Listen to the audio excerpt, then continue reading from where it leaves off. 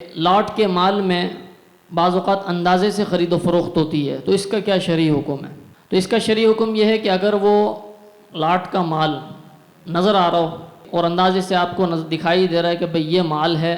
اور جو بیچنے والا ہے وہ کہتا ہے بھئی سونا ہے یا کچرا، یہ آپ کے سامنے ہے اور اتنا مال ہے،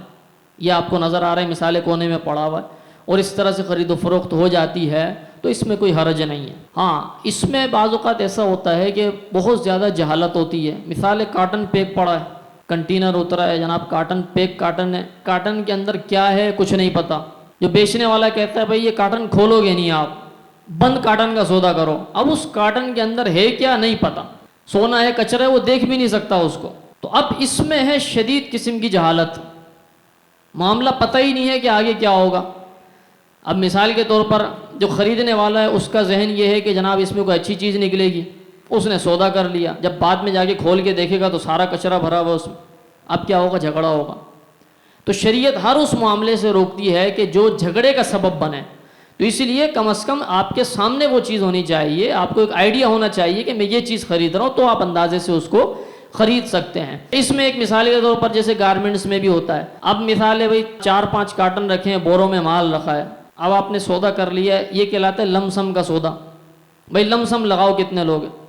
اب وہ ایک اندازہ لگاتا ہے یار یہ مثال ہے 5000 پیس ہوں گے، وہ کہتا ہے بھئی ٹھیک ہے یہ میں 15 لاکھ میں آپ کا سودا کر رہا ہوں۔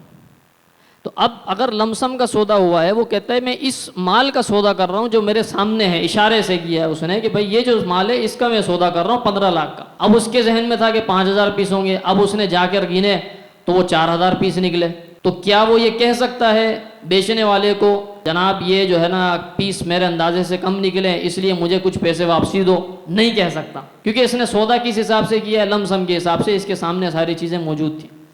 اسی طرح سے 5000 کی جگہ 6000 پیس نکل آتے ہیں تو بھی یہ اس کے ہیں، کیونکہ وہاں پر اس نے سودا پورے مال کا کیا ہے جو سامنے موجود تھا۔ ہاں، اگر سودا پر پیس کے حساب سے کیا ہو کہ بھئی یہ 10,000 پیس ہیں، پر پیس 300 روپے کا، اب وہ جب لے کر گیا تو 9000 پیس نکلے، تو وہ بولے گا بھئی یہ 9000 پیس ہیں، لہذا جو 1000 پیس کی رقم ہے وہ کم ہو جائے گی۔ تو یہ دونوں مسئلوں میں